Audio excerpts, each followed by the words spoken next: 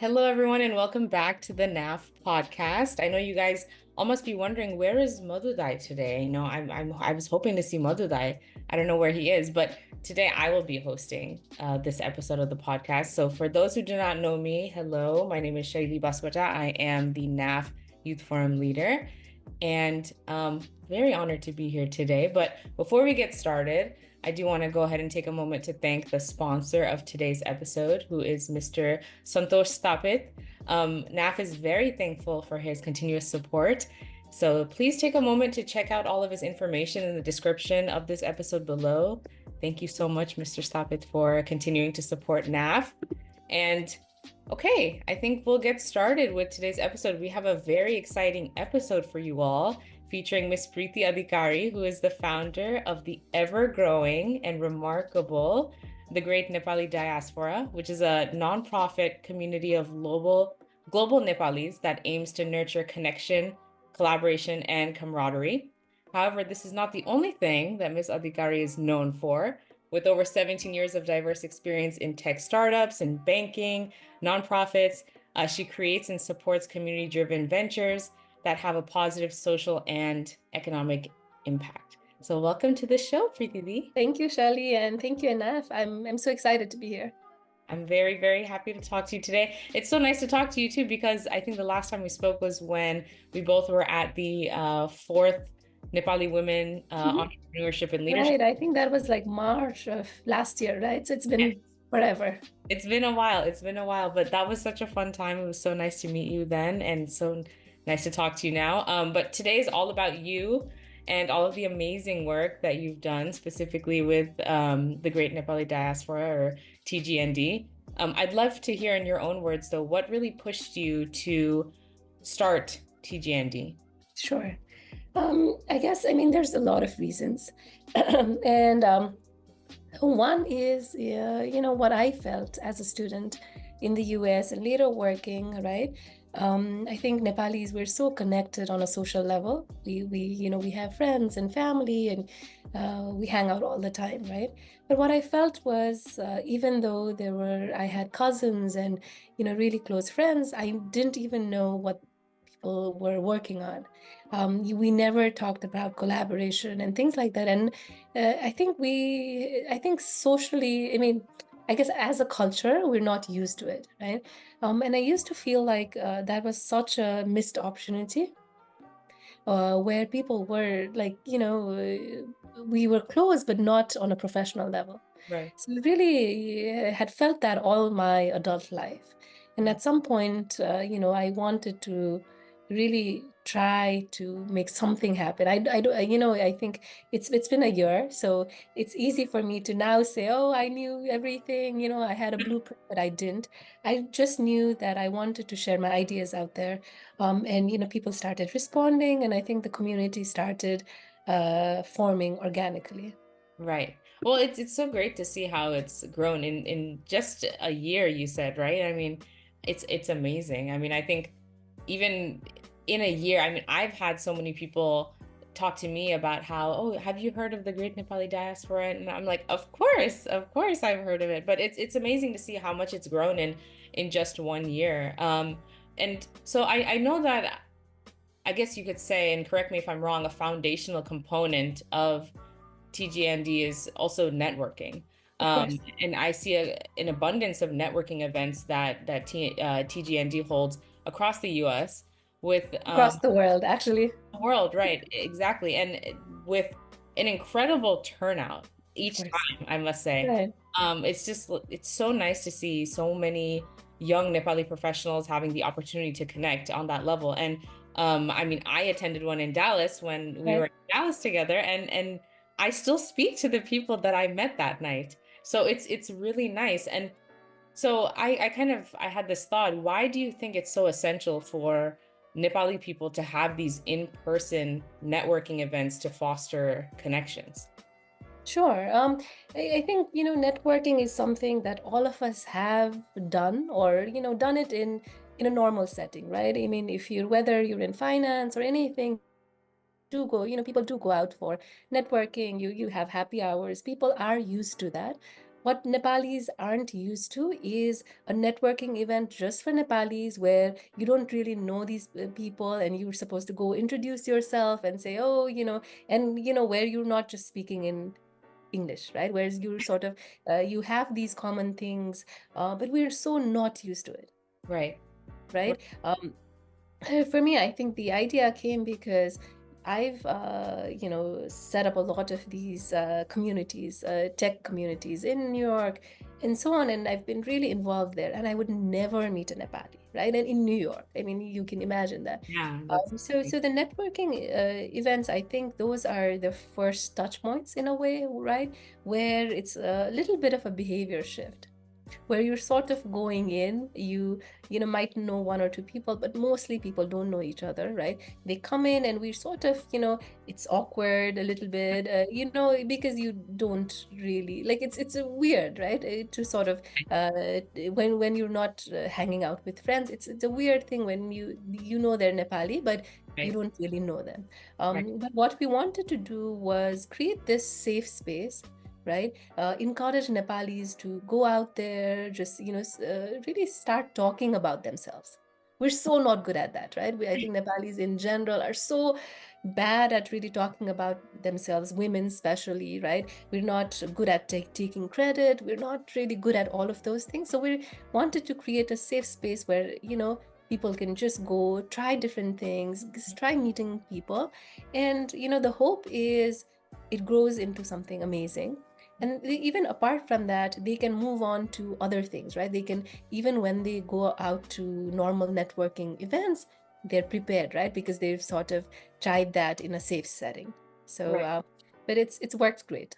That's no, that's wonderful. And also the other thing too is like I feel like I'm not sure if you feel the same way. Let me know your thoughts, but I also feel like it's almost intrinsic for Nepali people when it comes to networking. It's such a natural thing because our culture embraces social interaction in so many aspects. Like we like to, have uh, gatherings and events, and we like to meet people. But like you said, that's more of in like a personal level. Hmm.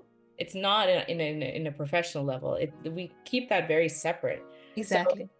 but do you feel that when initially you were creating these events for networking and things like that, because we have that sort of need for a social interaction within our culture, that it was easy to bring in a lot of Nepali people and to have them participate, or how was the I reaction? mean, in the beginning, I think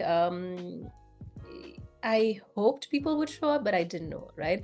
I think now it's easy to say like, oh, it was, it happened very like it was easy, right? But I remember the first few ones in New York, and then not just, I mean, New York feels like a home ground for me because I'm there and there's a lot more happening. But when we moved to different cities like Boston and so on, I remember like I would host an event and I would be like, would people show up, right? Would 5 people show up? I don't know, right? I mean, and then there would be 60 people, right? And it's like, it's incredible. Right. And to add to that, one thing that I was very conscious and I was very intentional when we started is I never called my cousins or people I knew or friends. Because that would have been easy, I guess, Right. right? Where people would show up because they knew me and they wanted to help me, right? But I wanted to almost test this theory I had, right? So I never, for almost like 9 months of building this, I never invited anybody I knew, right? If they saw it somewhere and they wanted to come, yes. But I wanted to, bring in people that didn't know me, but just were curious about this thing, right? And would show up, and started, and I think one thing that has really, really worked for us is FOMO, right? And it's so true, right? I think when we think about FOMO, we always have a negative connotation, right? Where we see people on social media and we feel jealous or whatever, but in the right, use the right way, it works, right? Right. So for me, I think the goal was always like, okay, it doesn't matter the first event if there's five people, like three people just having coffee, or five people just going for a bowling game. It doesn't even matter, Mhm. right? But what happens is those people meet, they find something and they feel like, okay, I want to meet again. They might tell their friends and family, they might post on social media, and it attracts more people. Right. It snowballs into things, and that's what's happened as well, right? I think we've never run ads or anything like that. It's been organic, but it's a lot of that reference and people seeing and being curious about, okay, what is this, what is happening, and more people show up the next time, right? Right. No, that's wonderful here. And I think it's great that you mentioned FOMO too, because I think that's something that people should definitely use to their advantage. And for anyone who's listening who doesn't know, FOMO stands for fear of missing out.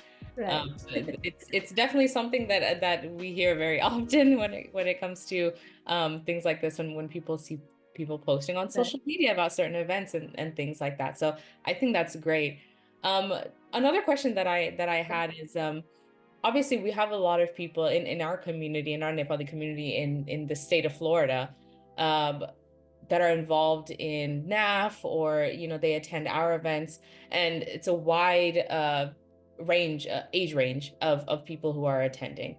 There are people who are, very well established members of our community from various cities, and then there are some who are younger people who are now starting to become involved in the Nepali community at large. I'm curious, at the Great Nepali Diaspora, how much of a range do you all see when you are either holding events, or maybe starting new initiatives, or maybe on your own team?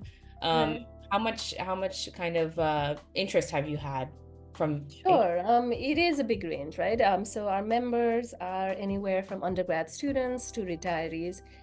So there's a big mix. And in terms of TGND, it's like a spider web. So it does not have, it does not have just one location, right? So it's across the world. We have, I think, 50 chapters now around the world. Um, Mostly in the US. I think 30 or so are in the US, but we have presence in Australia and Europe and Asia and so on, which is really exciting. But then these members are across different domains, right? So finance and doctors and lawyers and students and so on, which is really exciting because otherwise people are in silos.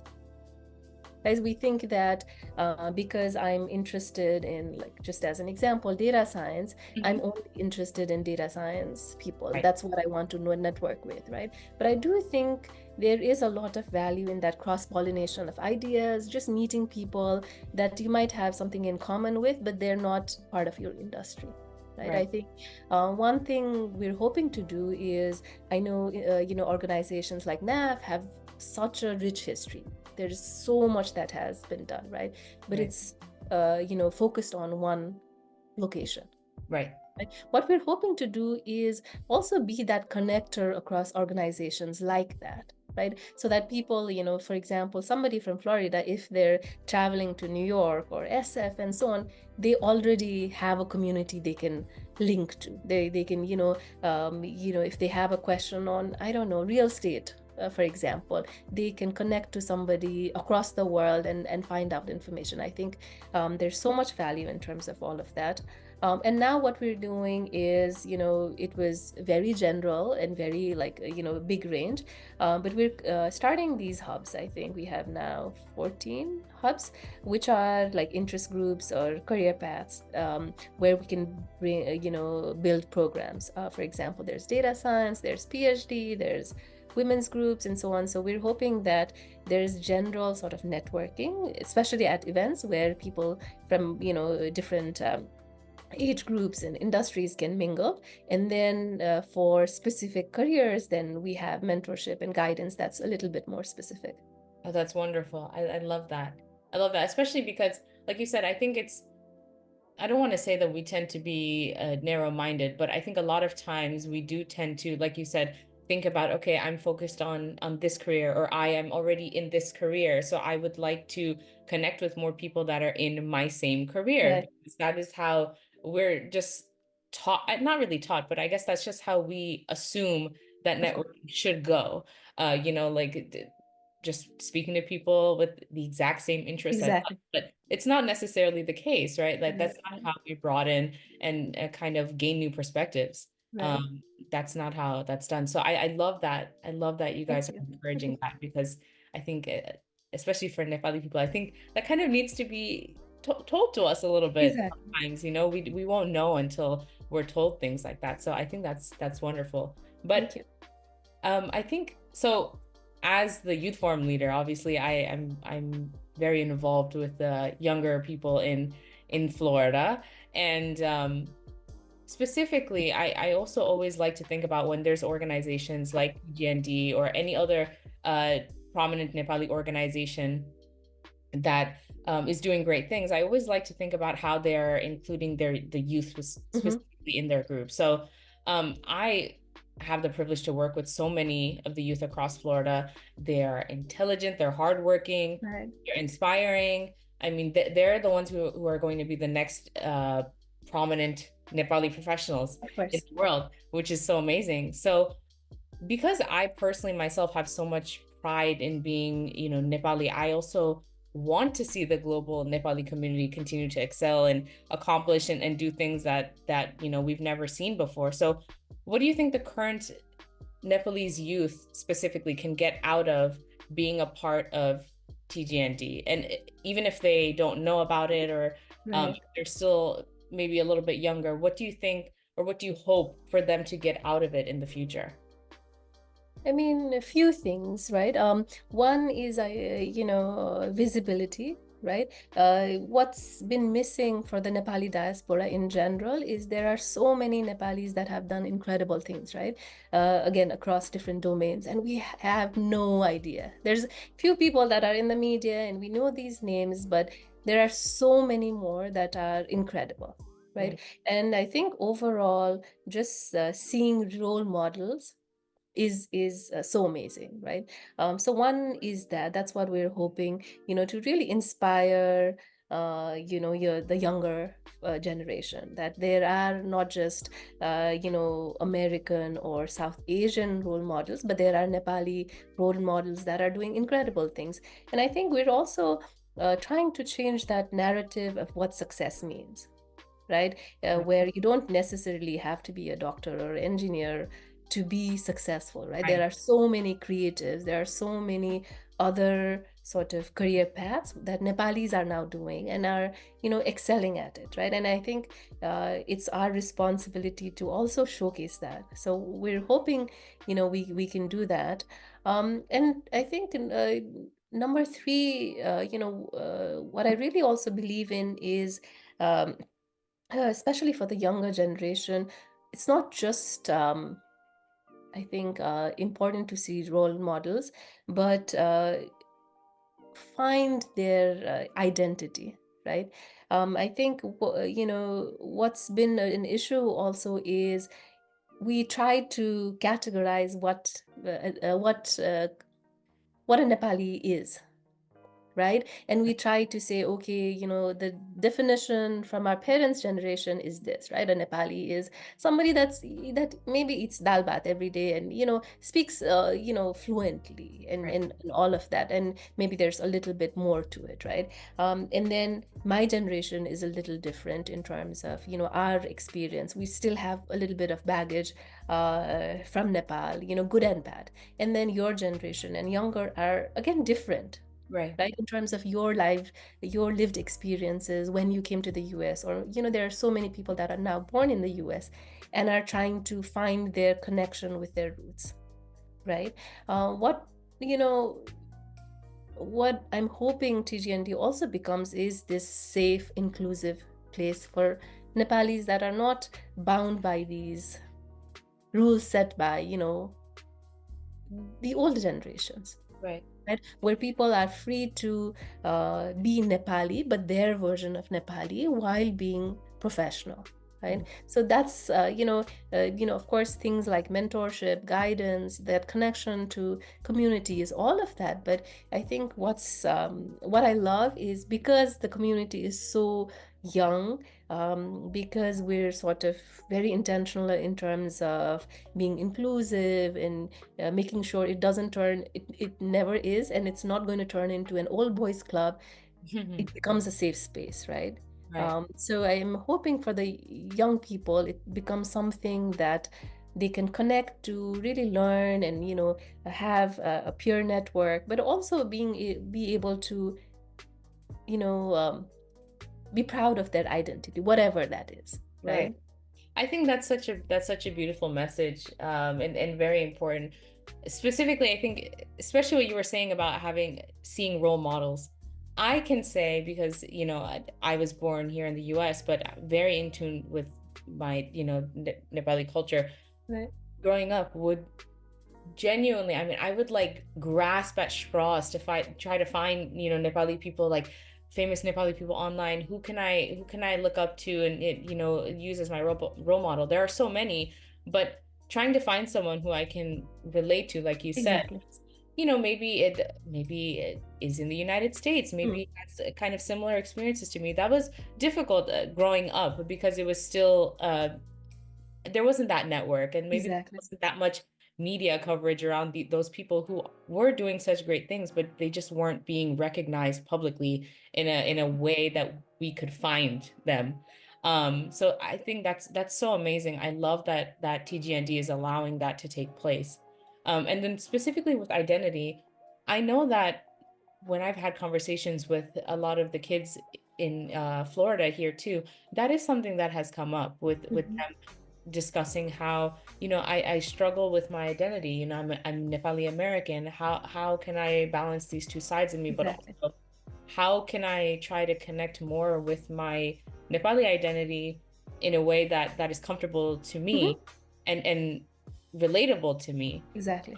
I think that organizations like TGND, that is exactly what we need for these Yeah. newer generations now, who, like you said, they're growing up in a different way than me Right. and you and everyone else. So the times are constantly changing, and I think TGND is going to do a wonderful job of Thank you. changing with them and helping them find that identity within Thank them. you. And I do want to add one thing, Shailee. The last time we met, March of 2023, I was so impressed by you, right? And I have been wishing for a way for us to, collaborate somehow, And I think there's so many other younger Nepalis like yourself that are around, right? And they've been, I think, trying to find their place in this whole Nepali diaspora thing, right? So I'm hoping that for you and for these young people, there is that safe space, right? And it doesn't have to be just TGND. I think a lot of organizations, we're all learning Mhm. as we go, and then trying to figure out what makes sense for everybody. So I'm hoping that these young leaders also find a place with the diaspora, for sure. Oh, well, thank you. I appreciate that so much. But yeah, no, I really think that we will continue to grow, I think, as a community. I'm just really excited to see where all of these organizations take us in the future now. So I'm really happy to see how that all turns out. Before I ask the next question, I'd just like to really quickly, once again, thank the sponsor for today's episode, Mr. Santosh Stapit. Thank you again, Mr. Stapit, for your continuous support. And listeners, please do take a look at Mr. Stapit's information in the description below. I'm watching you. Go ahead and look in the description. Make sure you do that. Alrighty. So I do have to say, when I was discussing today's episode with the other members of the NAF executive team, there was a question that came up from Sure. someone that I definitely wanted to ask you. So I want to preface this by letting everyone who's listening know. I don't mean this in any disrespectful way, but many people believe that Nepali people sometimes tend to fall victim to trends and Hmm. to follow and participate in initiatives, briefly, and not really stick to things and fully commit to things. Of course. Did you encounter any of this in TGND? And if not, how do you ensure retention within your organization? Sure. I mean, it's tricky. I think, building a community is not easy, right? It takes consistent work, day after day, and so on. And in terms of trends and so on, um, I think, I mean, in terms of, building TGND, I still have the presentation I used for the first, virtual launch on Zoom, right? And it's amazing that almost like a year plus from that, 99% of the things are exactly the same, right? Where, a few things I was super, super stubborn on from day one, right? I didn't really know what this community would be, how popular it would be, or things like that, right? But I knew what I didn't want it to be, right?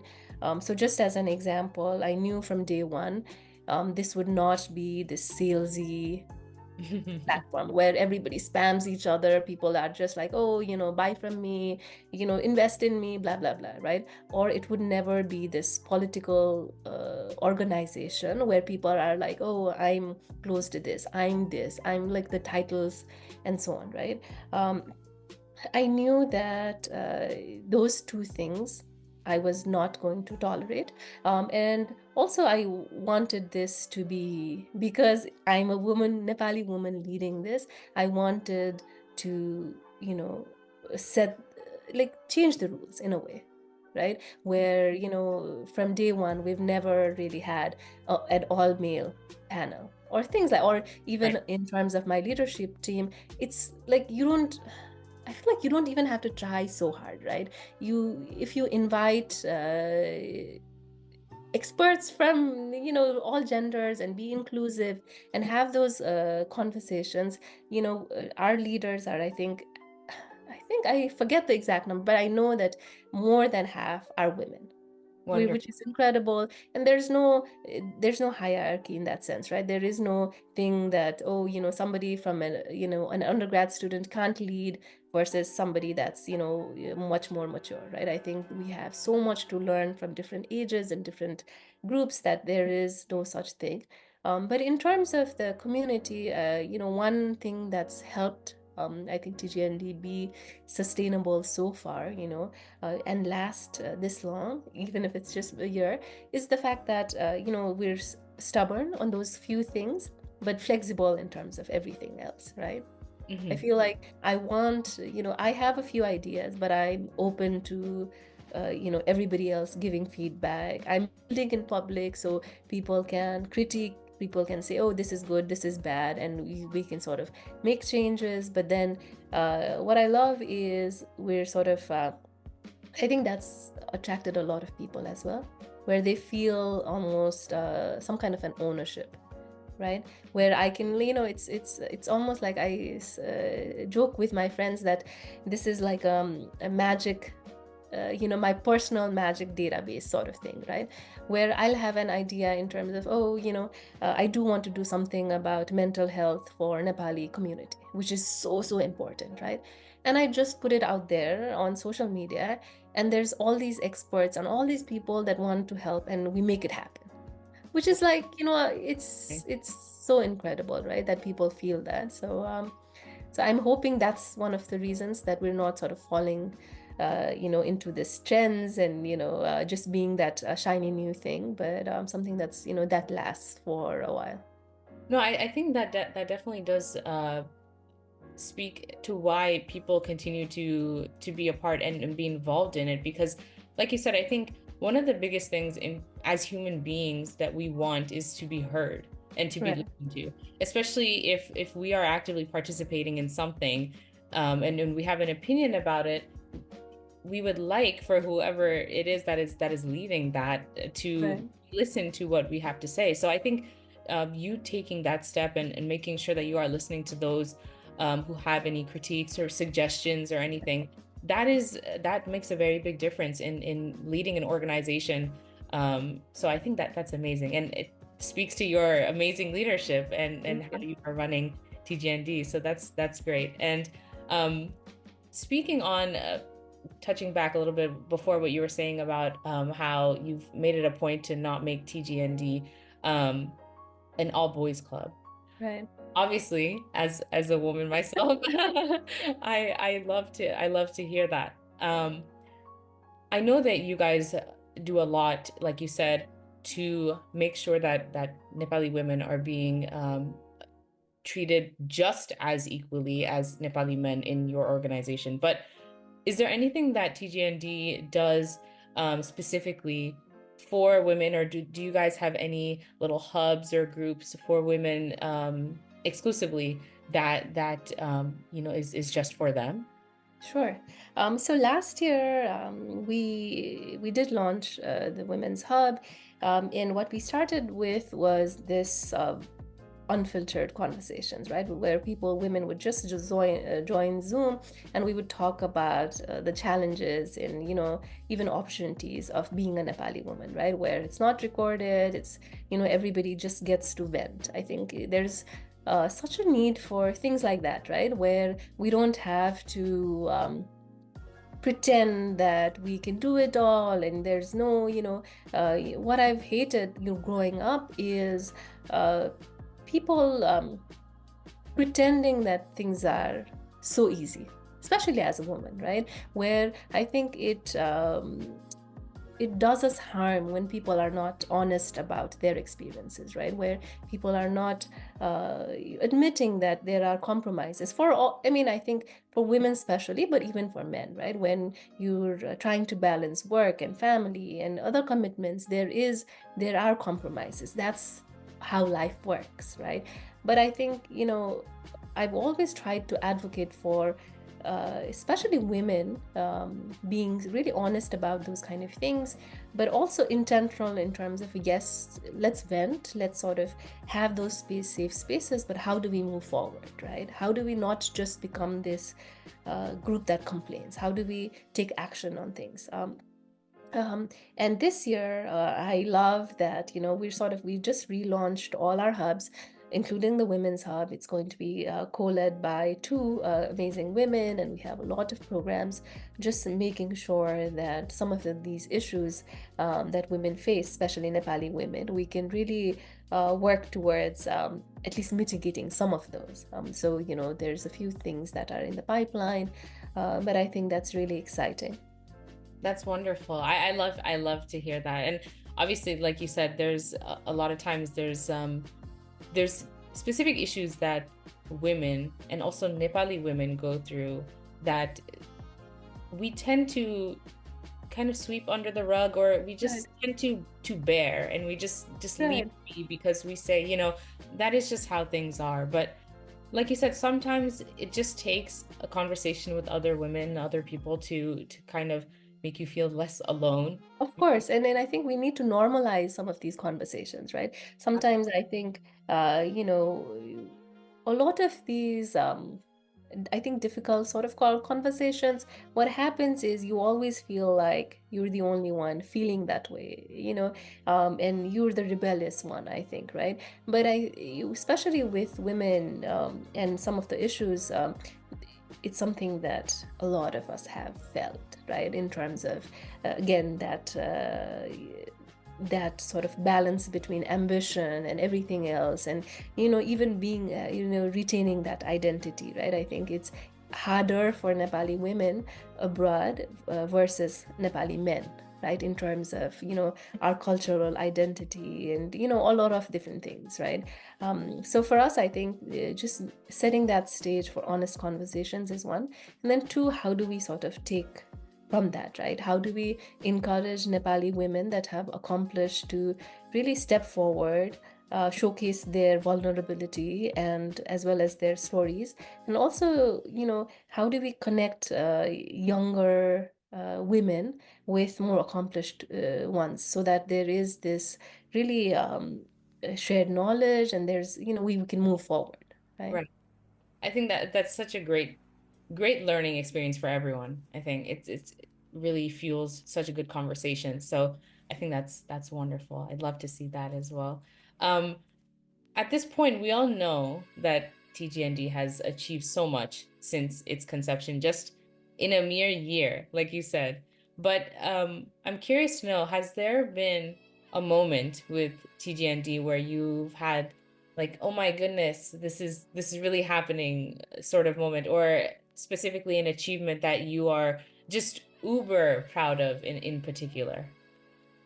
Um, I mean, there are few sort of few milestones, sort of the first of things, right? Like the first 100 members, or the first partnership, or the first maybe event that has 50 plus attendees, or things like that. I think those are always so special, right? I remember, like, when we started, like, I'm checking the count of members, like, every day, so many times a day, to see if, like, one more person joins, and now it's in the thousands, and I can't even talk to every single person, right? But it's really exciting. But I think another sort of thing is, you know how a lot of people tell you that you're not supposed to have a chip on your shoulder, you're not supposed to take things personally. I Mhm. don't think so, right? I think you should, in a way, right, where where it doesn't become something negative that pulls you down, right, but something you can really use to motivate yourself, right? So, I'll just share one experience where, as I had just started TGND, and I was in DC. We had done an event, and then I had some free time, right? And I was told, oh, there's another sort of event happening, launch event happening with another Nepali sort of organization. And I didn't have anything to do. So I was like, can I tag along? And I went there, right? So I remember this was a lunch thing. There was a delegation from Nepal. It was at a Nepali restaurant. And because we had to park and so on, I was 10 minutes late. Like, me and some people were 10 minutes late, right? It's this group of 35 men. Okay. I'm the only woman, right? And they've started already, right, with lunch and everything. And I get in, and they start serving everybody, and I'm the last person, right? Where I felt so unseen Hmm. in that, right? Where it felt like it was just a bunch of, I'm sorry to say this, but a bunch of uncles I see. talking, and where you don't matter, your opinion does not matter, right? And I would feel that, and I would, I think I had hoped that, especially people that come to the US, have all this experience, have seen how the world works, and how, I guess, a little bit of equality works across genders in the US and so on, have a little bit more, would make an effort. Mm. And people didn't, right? Where I'm just there, I remember they served me last, right? I Even in terms of conversations and so on, everybody was just talking among themselves. They were just taking pictures with each other, just talking among themselves, right? And I remember sitting there and thinking, this is what I will not create. I'm going to create the exact opposite of what this is, right? Where it does not, it does not mean that I'm going to create an all women's group and we're going to hate men. And, I don't want to sound like that. Men are, I think, amazing allies. There are incredible Nepali men. I have to, put it out there, right? But I remember thinking to myself, I'm going to build something that is so opposite of this, where people are not going to feel like they don't belong, where people are not going to feel like they're not there, they're invisible, or their voices don't matter, right? So for me, I think feeling that, and actually seeing a year later that, wherever they are, wherever we have events, wherever we have done some things, even if I'm not in the room, that culture is still there, right? Where it's like, it's incredible, right? Men and women and other genders coming together, uplifting each other, and nobody feels left out, right? So, long answer to your question, but I'm so I think proud that in some way we're building something that is different. Absolutely. No, that's so wonderful. I think that's arguably one of the most important parts of TGND, and one of the most important things that you're trying to stress in the organization, which is just amazing. Everyone, like you said, everyone deserves to feel seen and Right. heard, irrespective of their gender or their identity or their opinions, because Right. everyone has the right to, an opinion and how they feel, and they all deserve to have that Right. space to speak and feel and be seen. So I just absolutely, I love that. I love that. And Thank I'm you. so glad that TGND is creating that space for all of us. Um, but I can't even say, I'm so sad to say that I have my last question coming up and how this is going to come to a close. But my last question, concluding question I want to ask you, Preeti, is there any message that you'd like to leave our audience with today? I mean, first of all, I think thank you for the opportunity. I think I'm so glad, we're doing this podcast, and we're collaborating on that IT summit in Tampa in February. I think that's going to be super exciting. So people that are, even though it's an IT summit, I would encourage everybody to just come and explore. I think being open-minded is the best thing you can do for yourself, right? So I want to encourage everybody to just come in, meet new people, just mingle, and magic happens when you do that. So just want to encourage everybody. But apart from that, for your audience, if there's anything we can do to support your personal and professional goals, please reach out. I think the best thing about TGND now is that we have a critical mass of people from across different career paths that want to help, that want to mentor, that want to open access to opportunities, right? So be connected, come outside of your shell, and yeah. Wonderful. Oh, so great. What a perfect message. I love that. Well, thank you so much, Preeti D, for joining me today for this episode of the NAF podcast. Everyone listening, please go ahead, take a second, look in the description of the episode, find all of Preeti D's social media there, all of the links to everything involving TGND and her personal information as well. Please check out TGND. They're doing amazing things, as you all heard throughout this entire episode. And take advantage of this. These are the sort of organizations that you all should be taking advantage of, participating in, because they are doing great things for our community. So we need to support. Absolutely. Thank you, Shailee. Thank you. Well, with that being said, I do want to conclude and end the episode here. NAF would once again like to thank the sponsor of today's episode, Mr. Santosh Thapit, for his endless support. His information will also be in the description below, all of his business information. So thank you, Mr. Thapit, for supporting us. And from me, I would just like to thank NAF for allowing me to host this episode, for trusting me. You did great, Shailee, by the way. You're a natural, so. Thank you so much. Madhudai will be back, everyone. Don't worry, you will see him again. But once again, everyone watching, my name is Shailee Banskota, and this has been the NAF podcast. So thank you, everyone. Until next time. Bye.